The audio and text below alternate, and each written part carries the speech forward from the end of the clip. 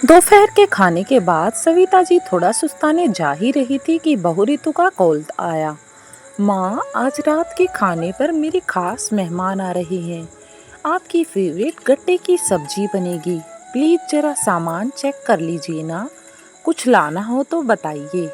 गट्टे की सब्जी यानी कि सविता जी के जादुई हाथों का स्वादिष्ट करतब घर की हर दावत में यह खाने की मेज की शोभा बढ़ाती थी।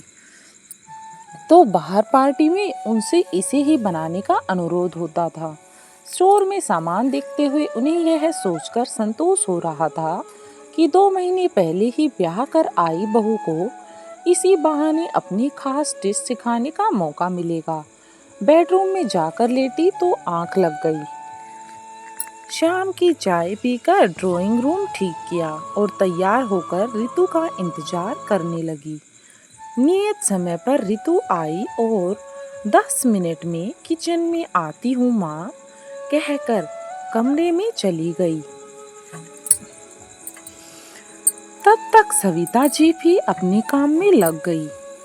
इसी बीच सविता जी ने दिया बत्ती करने के लिए भगवान के सामने आलती पालती मार ली और बैठ तो वो गई, मगर मन रसोई में ही अटका पड़ा था और कान इंतजार कर रहे थे कि रितु की पुकार का। माँ, कहाँ हैं आप? जल्दी से बताइए ना, बेसन कितना लूं?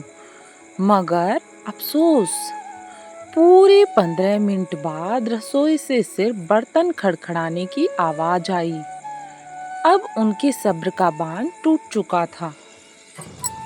हाथ में तुलसी चोरे का दीपक बाहर रखने जाते हुए जब रसोई में झांका तो देखा बाएं हाथ में मोबाइल थामे रितु दाहिने हाथ से बेसन गूंथ रही थी और काम में लगी हुई थी।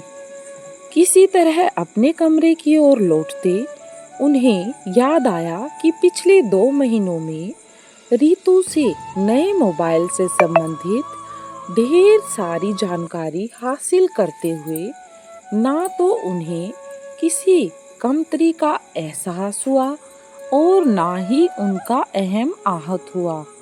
फिर भी आज उनके साथ यह सब नई पीढ़ी द्वारा सुविधा से हासिल स्वावलंबन की इस नई सोच से वे बेहद आहत और हैरान थी।